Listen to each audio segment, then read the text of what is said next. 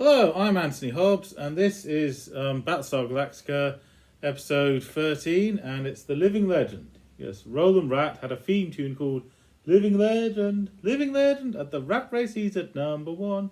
The Living Legend, yeah. But this review has absolutely nothing to do with him. No, but The Living Legend was a popular phrase, for a long time before Battlestar Galactica, yeah. And this episode is directed by Vince Edwards, yeah. And, okay, we start where we left off. Yes, another Battlestar. The Battlestar Pegasus is heading straight for Boltar in his fleet of Cylon raiders. And, of course, Boltar says, "Retreat, now!" And his pilot says, "But, sir, we haven't finished destroying the Galactica." He goes, "Forget about the Galactica, let's just get out of here." He doesn't say, "I'm a complete coward." No, he says, we're running out of fuel, whereas the Pegasus will have fresh fighters with fresh fuel. So it's the logical thing to do to run away. Yeah, okay, he won't openly say, "I'm a coward," yeah.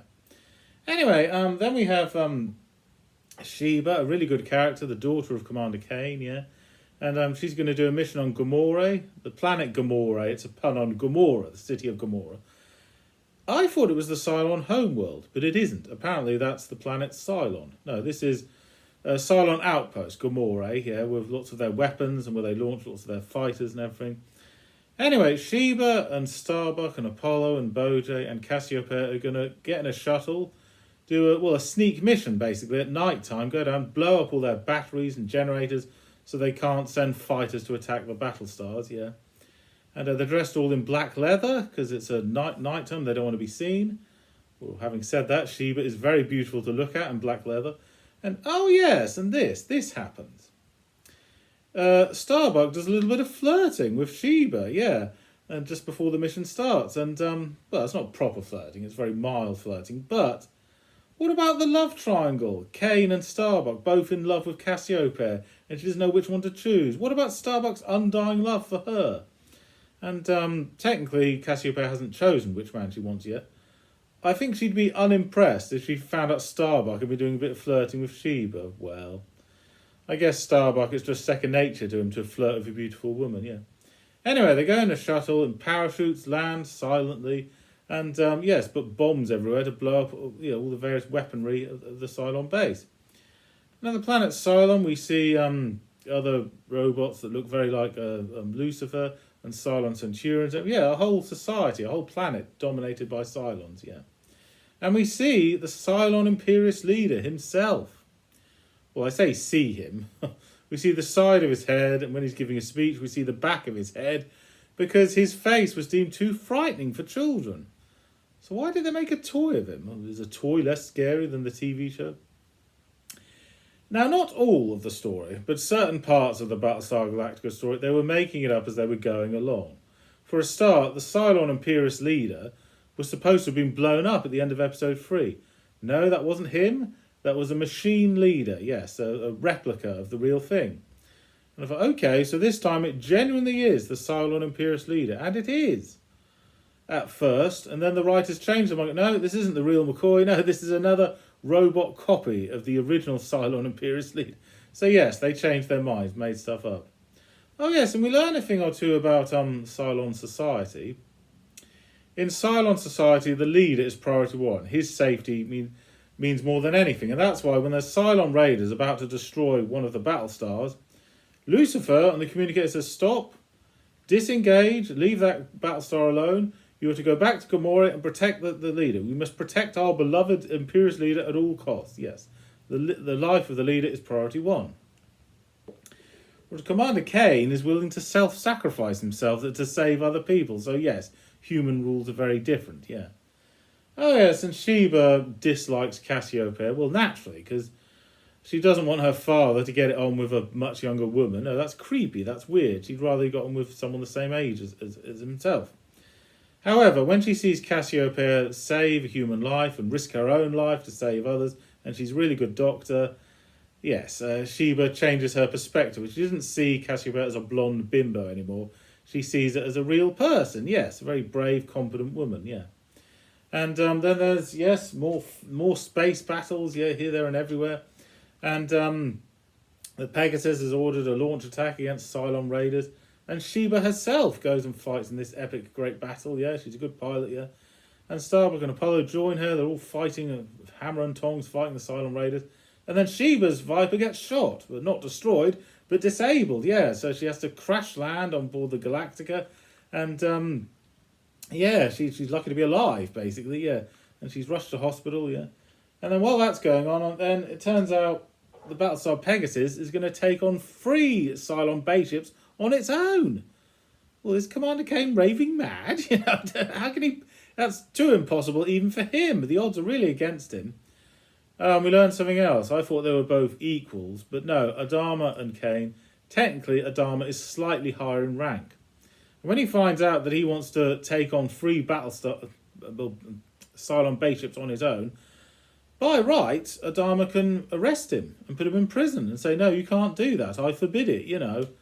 And just as he's flying off, Kane says on the communicator, please, Adama, I might be killed. Don't let my last action be a mutiny. So Adama is not very happy about it, but he says to Kane, good luck to you. All my hopes and prayers go with you. Thank you, Adama, says Kane. And off he goes. While this is happening, Boltar is going, what the heck is going on here, you know?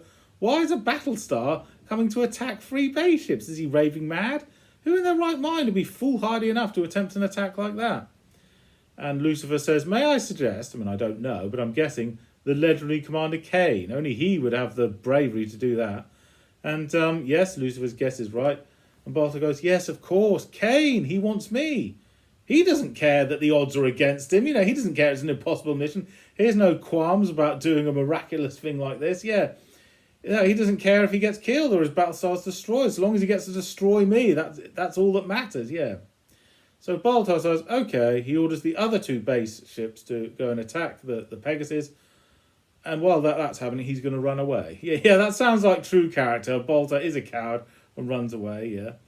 And, okay, well, the Pegasus gets between the 2 base ships. Oh, before it does that, yes, against orders, Starbuck and Apollo go after each base ship, 1 each.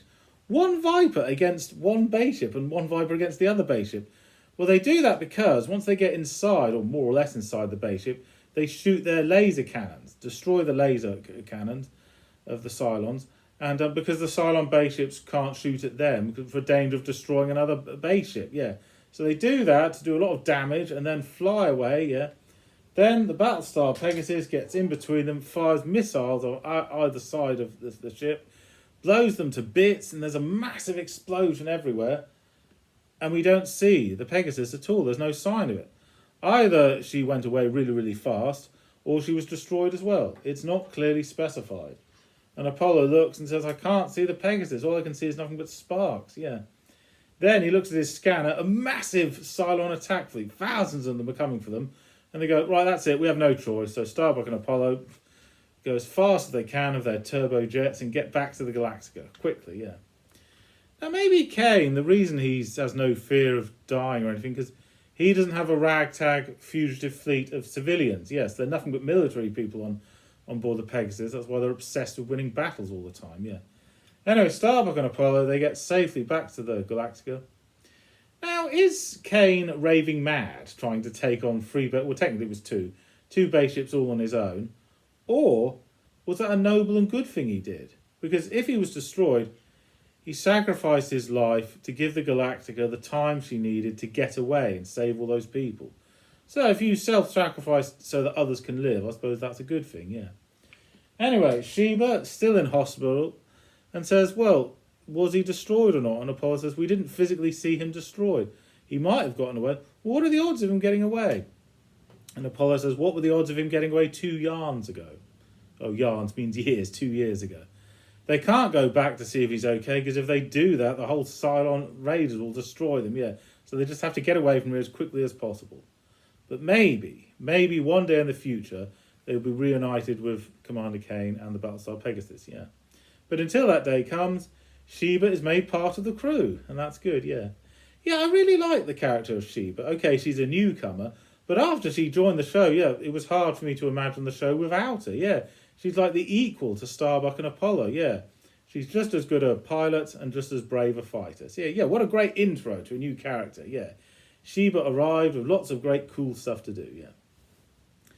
Okay, that's enough from me. Thank you for watching. I'm Anthony Hobbs, and I'm never bored.